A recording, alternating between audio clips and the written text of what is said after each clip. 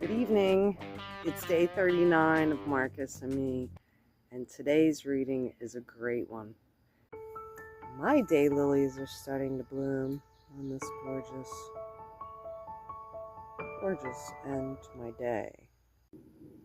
Today's meditation begins. Nothing that goes on in anyone else's mind can harm you, nor can the shifts and changes in the world around you. Then where is harm to be found? In your capacity to see it. Stop doing that, and everything will be fine.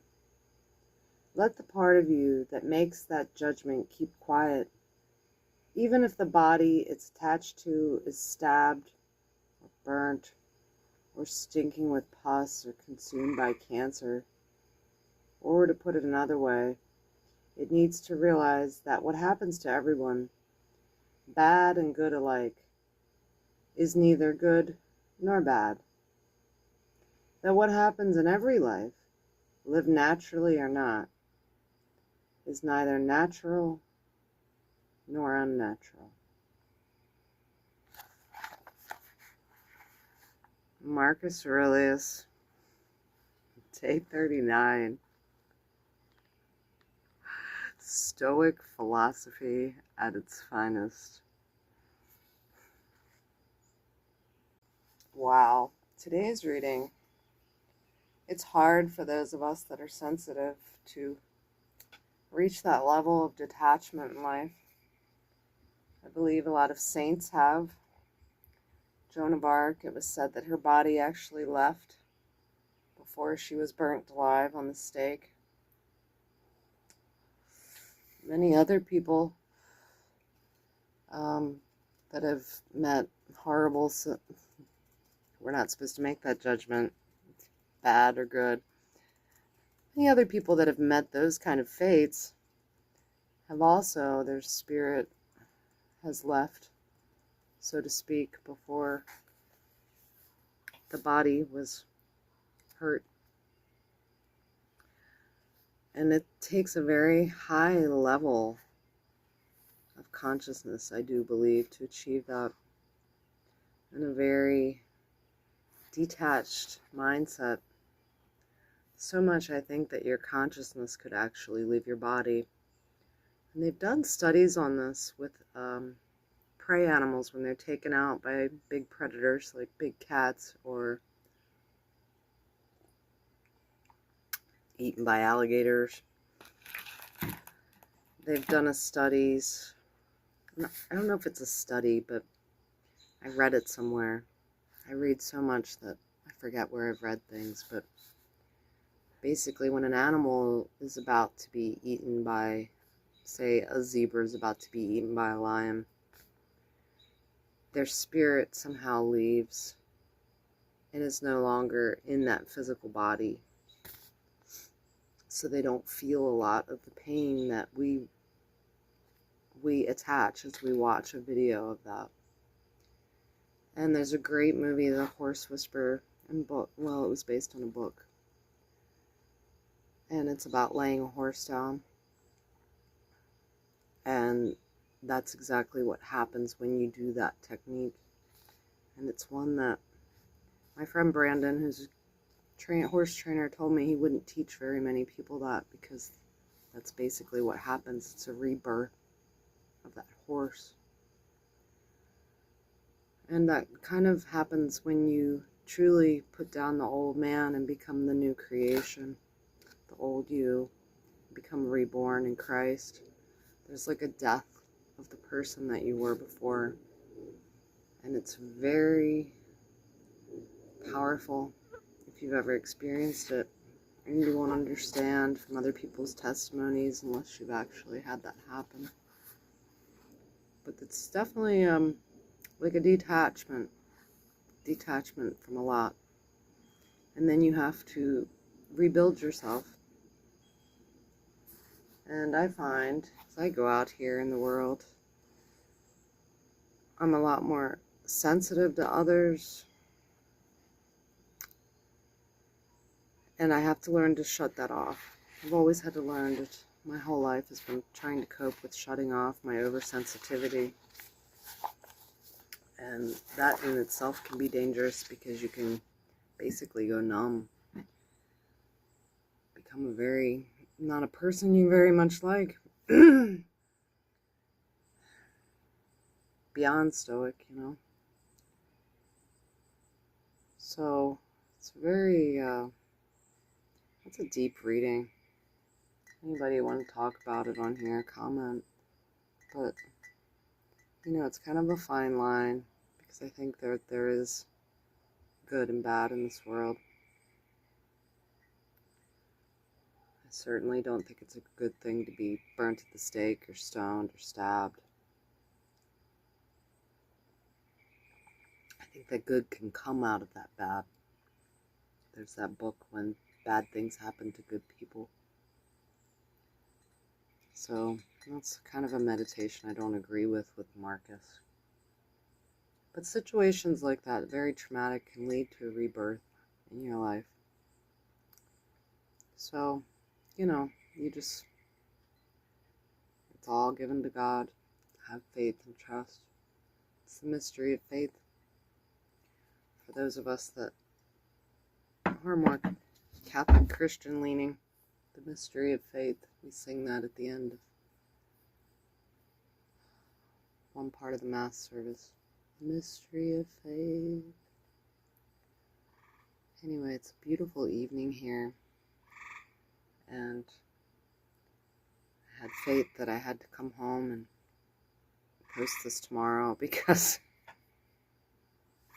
as I said in my day 173, there's only so much I can do in a given day. It seems like time is going by very fast lately. We're almost over halfway through the year. Some days there's not enough hours to get done all that we want to do down here. So have a great day, everybody. This will be posted tomorrow with day 40. Maybe I'll just combine them both. That would be a better idea. Put them all in one movie. Yeah, I think that's what I'll do. It's so peaceful out here when the sun sets. So peaceful. Peace be with you all.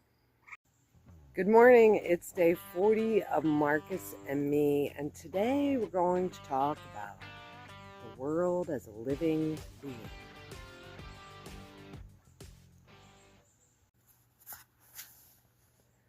Today's 40th meditation with Marcus begins, the world as a living being. One nature, one soul. Keep that in mind.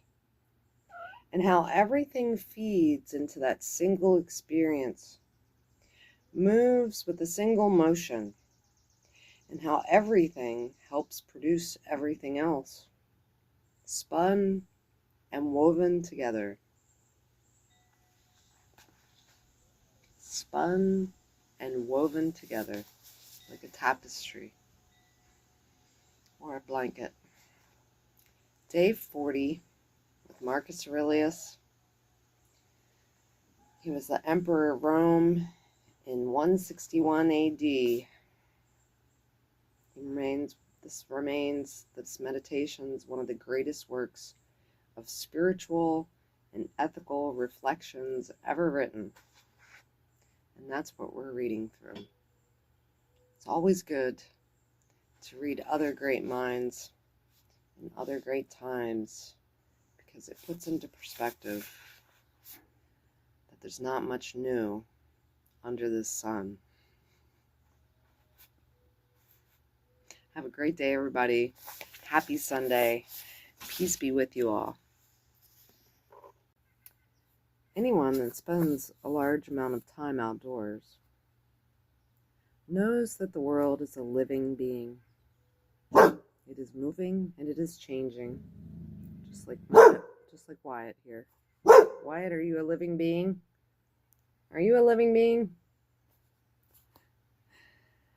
He's barking at the birds that are flying around doing what they have to do today. So I was thinking about that when I was sitting on the side of the road with a friend. We heard this trickle in the woods, and it's happened several times as I sit at the roadside stand, and it's the shale falling off the mountainside there. Sometimes there's a lot. Sometimes there's just a light trickle. And I said, "Did you hear that in the woods?" And she said, "Yeah." And I said, that's to let us know that we're on a moving planet, changing planet, because there's certainly nothing in the woods. And when you look at nature that way, and then you look at your own life, you could see that your life also had to have things happen to move you. Stepping stones, so to speak. People that come in and out of your life to teach you lessons. And you in turn teach them lessons. And that's a life where you're actually ascending the ladder and you're growing. You're not staying stagnant. And we all know what happens when any source of water gets stagnant. And if we are the living water of God, He is within us, then we have to be moving and changing. So, on that reflection, the world is a living being, and I need to get out and walk the dog and feed the horses so I can get to Mass on this beautiful Sunday morning, which in Catholicism is the day of Corpus Christi.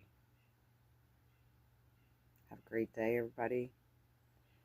Peace be with you. And remember, change is inevitable. If it's happening in nature, it's probably going to happen in your own life. And you better learn to roll with it. Look, Wyatt, we found another turtle on our walk today. There's our turtle. Well, watch out, he don't bite your nose. Hello, Mr. Turtle. He's on to hide in his shell. He's hiding in his shell. This is my spot, where I like to come be alone like the boy in the Cheyenne blanket tale. A lot of people don't understand that. A lot of people need a lot of people around them. They don't understand the power of silence, connecting with all that is. And they mistake your distance for rejection instead of a higher connection with our Creator, our God. And that's the sad state of this Western civilization, that a lot of people don't understand, those of us that are highly spiritual and need a lot of time on our own to process our lives, to hear from God. I've said before in a talk, you can't hear from God if you're always immersed in busyness and noise. You can't get a knowing. You can't be still and know. So, I'm hoping and praying that we return to a way like what was described, where we dig deeper into ourselves and don't depend so much on others, because within ourselves is the seed of the original creation. Anyway, just a little thought as I finish walking the dog on this Sunday. And so in Marcus's reading today, how he's talking about we're one with everything in nature. Things like this happen to you, you find a rock, it reminds you of a story, and how that story's changed throughout time, or what have you. And it goes just in line. Look at this mosquito and that. Bugs are bad again today. Anyway, it reminds you of that line that I had presented before by Leonardo da Vinci. And it's the true illumination of someone's spirit when you start to make connections with everything. And I believe there's those that are illuminated from above, and perhaps those that are illuminated from below. Anyway, that's my theory. Everyone else can form their own. But always made these strange connections in my life, whether it be someone's order totaling 1776 and he's wearing that on his shirt. Al tells me 2 + 2 = 7 when I make these connections, but it's definitely a different level of existing down here to understand the connectiveness of everything and everyone. And that is what Marcus is speaking about. And that is what Jesus spoke about. And a lot of the saints. So, great reading from Marcus today. As I towed home my giant rock that reminds me of Wyoming's Devil's Tower, or Bear Rock, whatever you want to call it, this Sunday morning before I head to church.